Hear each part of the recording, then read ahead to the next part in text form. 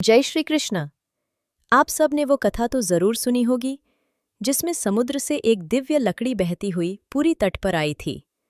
भगवान विश्वकर्मा ने उसी लकड़ी से भगवान जगन्नाथ, बलराम और सुभद्रा की मूर्तियां बनाने का कार्य आरंभ किया। पर भगवान ने एक शर्त रखी थी, जब तक निर्माण पूरा न हो कोई द्वार न खोले। रानी अधीर हो गईं, दरवाज़ा खटखटा दिया।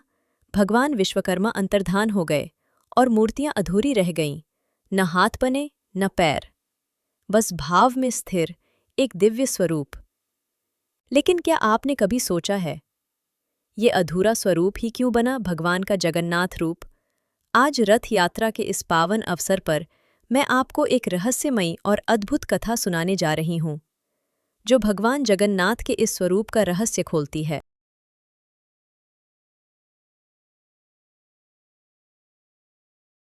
एक दिन द्वारका में रुक्मिणी जी अपने महल में थीं।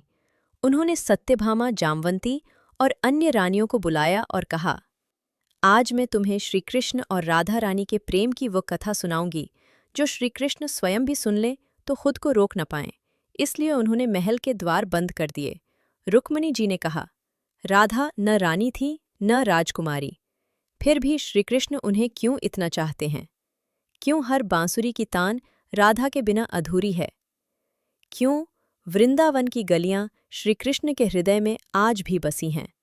वे कहती हैं, क्योंकि राधा केवल प्रेम नहीं, श्रीकृष्ण की आत्मा है। उधर श्रीकृष्ण, बलराम और सुभद्रा दरवाजे के बाहर खड़े थे। उनके कानों में रुक्मिणी जी की वाणी पड़ रही थी। जैसे जैसे कथा आगे बढ़ी, राधा के त्याग, समर्पण और प्रेम की गहराई जब उनके हृदय में समाई तो उनका तन मन पिघलने लगा। श्रीकृष्ण की आंखों से आंसू बहने लगे। बलराम जी भाव विभोर हो गए। सुभद्रा जी प्रेम रस में डूब गईं और फिर उनकी आंखें बड़ी हो गईं। हाथ और पैर शरीर में समा गए।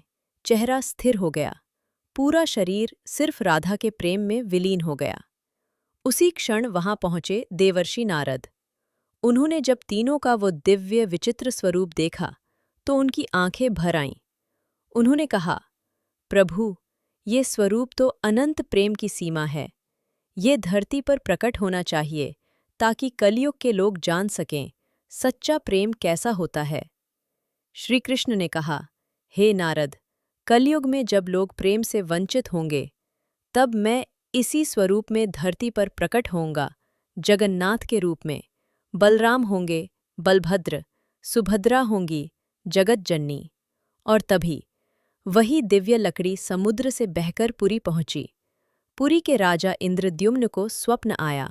भगवान विश्वकर्मा आए, मूर्तियां बनाने लगे, लेकिन जैसे ही रानी ने दरवाज़ा खटखटाया, निर्माण वहीं रुक गया और इस तरह भगवान जगन्नाथ का वो स्वरूप प्रकट हुआ जो अधूरा नहीं, पूर्ण प्रेम का प्रतीक है। जब आप रथयात्रा में भगवान जगन्नाथ को रथ पर देखते हैं तो समझिए वह रथ प्रेम की गली से होकर जाता है, जहाँ राधा का त्याग, श्री कृष्ण का समर्पण और भक्तों का विश्वास समाहित है। ये रथ नहीं चलता, ये प्रेम चलता है। जय जगन्नाथ। अगर इस कथा ने आपके हृदय को छू लिया हो तो इसे लाइक करें, शेयर करें और सब्सक्राइब करें हमारे चैनल को। हृदय की में प्रेम जगाए, यही प्रभु की इच्छा है।